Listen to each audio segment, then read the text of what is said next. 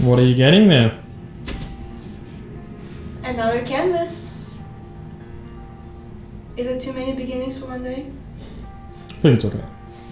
I am just not every day as pumped as on those days where multiple beginnings can happen.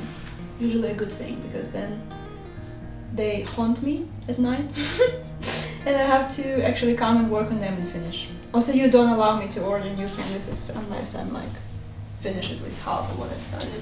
Yeah. So it's a good strategy. It's a nice size, eh? Yeah, I'm thinking. I don't want to think. I just want to work. Actually.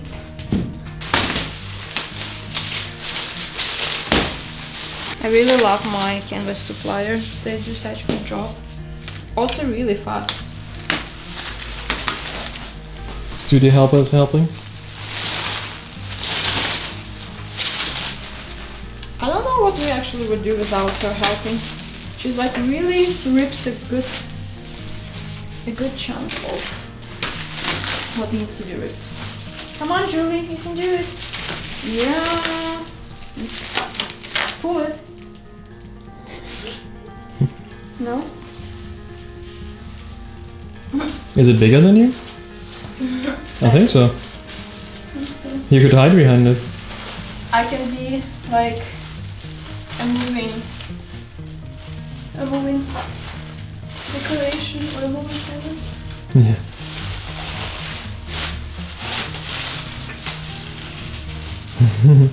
Canvas and legs.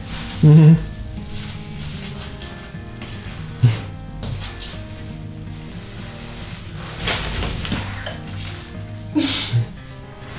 I saved it.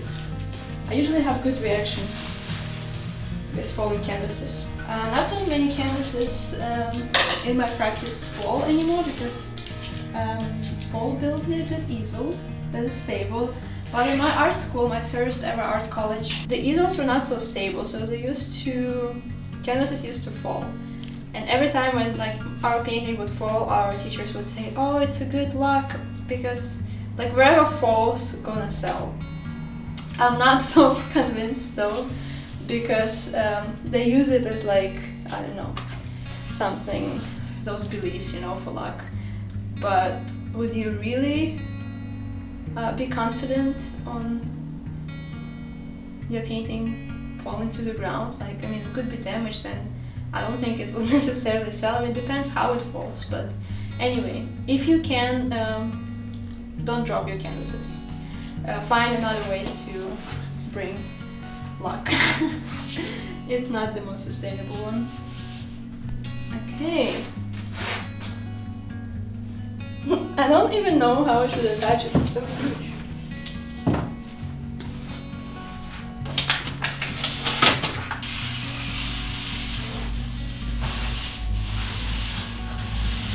The only thing that really bugs me on working on multiple pieces at once in one day, that I have to constantly clean my palette because I'm using different colors in different color palettes. And if I would not clean it and just try to add colors, it would just be a mess. So this is how it went. I started with a stick. Somehow I imagine a really aesthetic effect. Have those sticks from the other day from just filming content, and somehow I thought maybe as I paint with them they're gonna give this like more of a leafy texture, but they didn't soak the paint, or I don't know, maybe I need like bucket of paint in order for it to work, which I don't have. So I mixed some and I started just like smashing and splashing it over the canvas, and it didn't create the aesthetic effect that I wanted in the beginning, but I just kept going and it felt right. It felt like really intuitive and just different from what I usually do.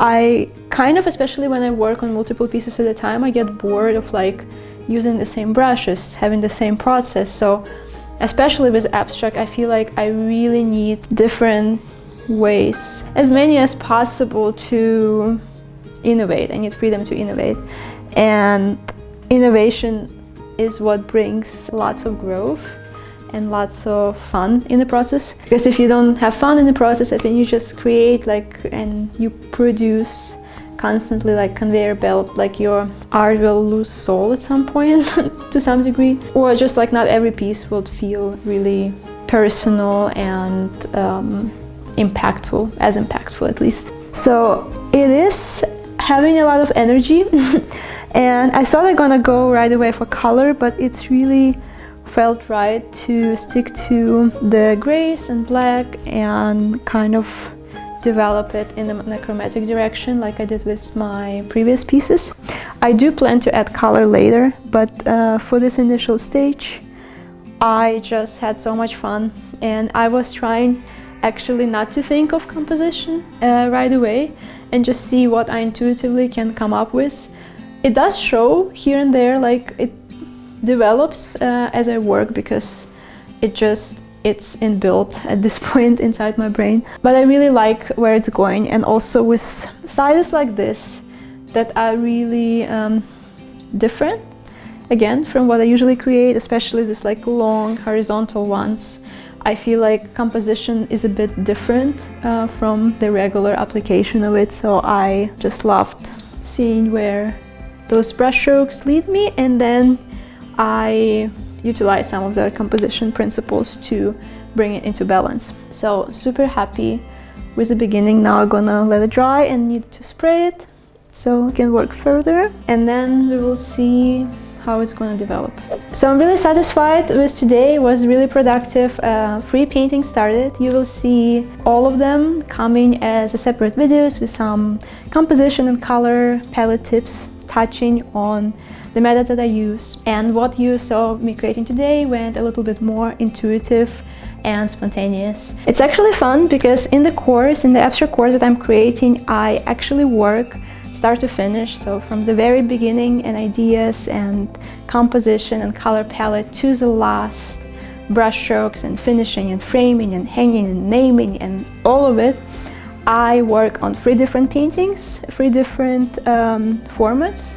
I have a square, a rectangular, horizontal, vertical, and 2 of them have more specific composition application and actual principles involved on how composition goes. And the last one is pretty intuitive because I wanted to share my experience and just how I work in the studio, how I work on my abstracts, how you can start with having an idea in mind and some inspiration to it, and how can you develop an idea from starting pretty loose and intuitive. So it's really interesting that I started 3 paintings exactly in the same way today, like I'm teaching in the course. Besides, in the course, it's actually like every brushstroke is filmed, every second of the process is recorded, which is like my thoughts, how I make decisions, how I overpaint if something went wrong, how I navigate the creative process as the painting emerges. There's no time lapses, there's no speed up on anything. It's really raw and authentic, while keeping it not boring but engaging, that I'm letting you into my headspace and just how I deal with it, how I deal with abstract block, how I deal with navigating decisions, making decisions as I work through the painting. So I'm super excited for this to launch soon. So if you want to stay on top of the things and be the first one to know when it will finally be available, make sure to sign up to my email list that you will find the link in the description box down below to my website, and in the pop-up window you can easily sign up for the email list to be the first one to know and to have all of the updates on everything I'm creating. If you enjoyed this video, make sure to also follow the channel if you're not following yet, to see another 2 paintings coming up and emerging in their beginnings and how they're going to develop. They're going to be coming really soon, and also so much more of my studio life and my process. Thank you so much for watching again, and I will see you next week. What's happening there? She really judges us. She's like, oh, great for you. Judging. Great for you guys. Great for you guys, filming for 4 hours. I just want to take a walk on an embankment. We're gonna go. We're gonna go, Jules. We're going soon, actually.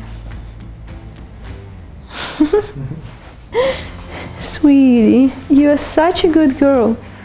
You letting us film, hey? Oh, yeah.